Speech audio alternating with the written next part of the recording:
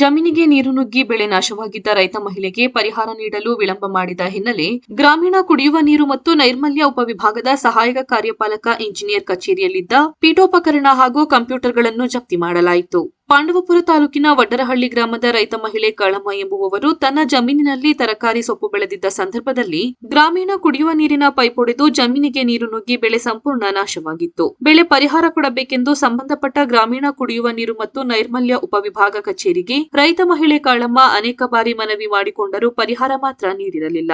ಬೆಳೆ ನಷ್ಟ ಪರಿಹಾರಕ್ಕಾಗಿ ನ್ಯಾಯಾಲಯದಲ್ಲಿ ಕೇಸು ದಾಖಲಿಸಿದ ಹಿನ್ನೆಲೆ 1,04,425 ರು ಪರಿಹಾರ ನೀಡಬೇಕೆಂದು ಸಂಬಂಧಪಟ್ಟ ಇಲಾಖೆಗೆ ಸೂಚಿಸಲಾಗಿತ್ತು.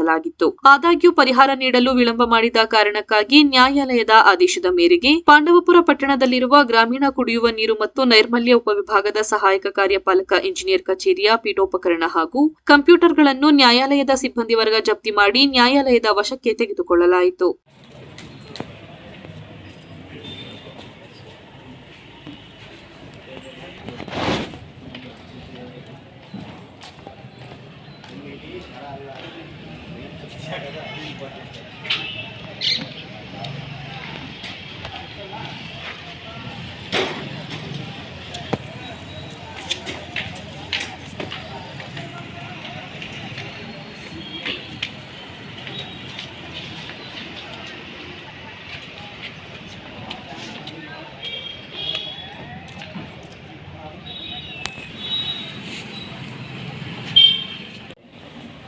ಸಿವಿಲ್ ನ್ಯಾಯಾಲಯದ ಅಸಂವಿಧಾನ ಸಂಖ್ಯೆ 316/21 ಪ್ರಕರಣಕ್ಕೆ ಸಂಬಂಧಿಸಿದಂತೆ ಮಾನ್ಯ 2ನೇ ಹೆಚ್ಚುವರಿ ಸಿವಿಲ್ ನ್ಯಾಯಾಧೀಶರು ಮತ್ತು JMFC ನ್ಯಾಯಾಲಯ 1ನೇ ಹೆಚ್ಚುವರಿ ಸಿವಿಲ್ ನ್ಯಾಯಾಧೀಶರು ಮತ್ತು JMFC ನ್ಯಾಯಾಲಯದ ನ್ಯಾಯಾಧೀಶರಾದಂಥ ಶ್ರೀಮತಿ ಪಾರ್ವತಮ್ಮನವರ ಆದೇಶದ ಮೇರೆ ಈ ದಿನ ಗ್ರಾಮ ನೈರ್ಮಲ್ಯ ಮತ್ತು ಕುಡಿಯುವ ನೀರು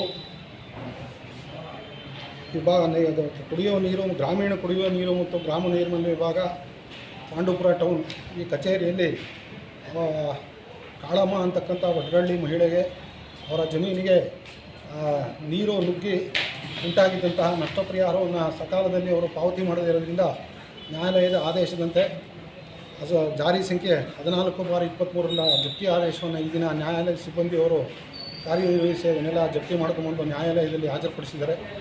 ಅದಕ್ಕಾಗಿ ನಮ್ಮ ಕಕ್ಷಿಗಾರರು ಮಾನ್ಯ ನ್ಯಾಯಾಲಯಕ್ಕೆ ಮತ್ತು ಸಿಬ್ಬಂದಿ ವರ್ಗದವರಿಗೆ ಕೃತಜ್ಞತೆಗಳನ್ನು ಅರ್ಪಿಸ್ತಾರೆ.